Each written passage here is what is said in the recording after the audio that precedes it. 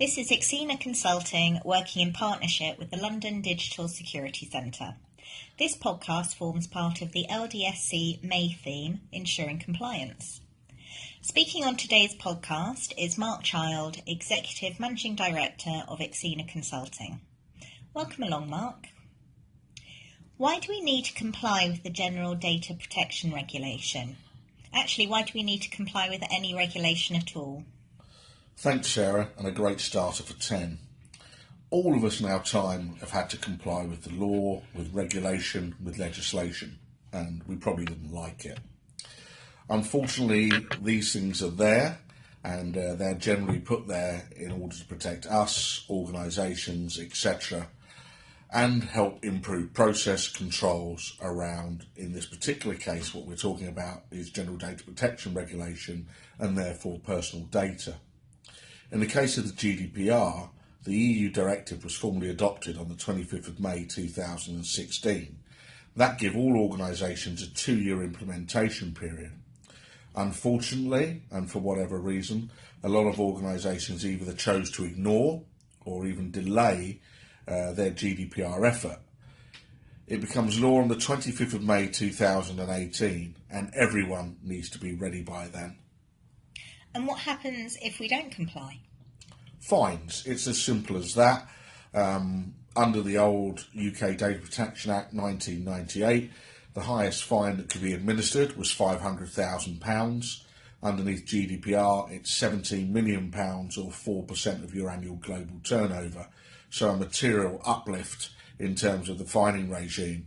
Also, please don't underestimate the damage to your reputation that this can cause. All I need to say at that point is talk, and I think most of the people listening to this podcast would have come across that as an example whereby the damage to your reputation is actually material in terms of your whole organisation's operations moving forward. Okay, are the rules different if you're a small to medium enterprise rather than a large organisation? The simple answer is no. We're at pains with most of our clients to try to explain to them that the size of your organisation doesn't matter, whether you be small, medium or large. The GDPR applies to you, and the actual ICO who are tasked with administering the fines are not going to take it any lighter on a small organisation than they would do with a large organisation. Of course, no legal precedent has been set yet, but you'd be rather foolish to think that if you're a small organisation, just because of your size, you're going to avoid a serious fine and or reputational damage. And how is GDPR compliance different to data protection compliance? And what happens when the UK Data Protection Bill comes into force? And again, a great point there. We're talking about GDPR, but we should really be talking about the UK Data Protection Bill. The UK Data Protection Bill incorporates all of the requirements of GDPR, but above and beyond that, it also incorporates some additional requirements in terms of data control. Needless to say, PECA, the Privacy and Electronic Communications Regulation, and the e-Privacy Regulation. Both of these are in addition to GDPR, so please don't underestimate the impact they have. If you are GDPR ready, the likelihood is that in terms of PECA and e-privacy regulation, you'll probably be 80 to 85% there. The other thing that you should also bear in mind is that the reason that the changes took place for GDPR in the first place was really to update the UK Data Protection Act and the EU Data Protection Act, which were quite old and therefore didn't represent a lot of the technology advancements that had taken place subsequent to those dates. So things like smartphones, the Internet of Things, also social media were not appropriately represented in the old acts. So the reason for GDPR is really a complete refresh and update. And how does adhering to GDPR and data protection affect those people or organisations that need to comply with the payment card industry, data security standards, ISO 27001 compliance, or even cyber essentials? Again, a great point, and one that we come across with a lot of organisations.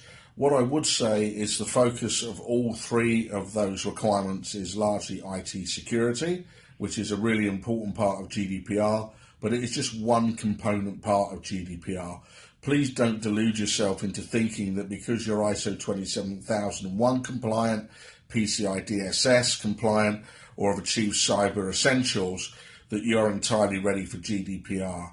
The reality is that when we map organisations against those requirements, yes, they're in a far better position than they would be without them, but typically speaking, for example, with ISO 27001, if you're compliant with that, you're probably only 25 to 30% ready for GDPR.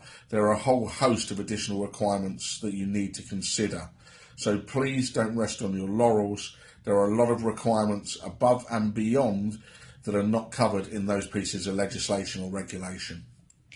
And what would your advice be to companies for any future regulatory compliance they find themselves facing?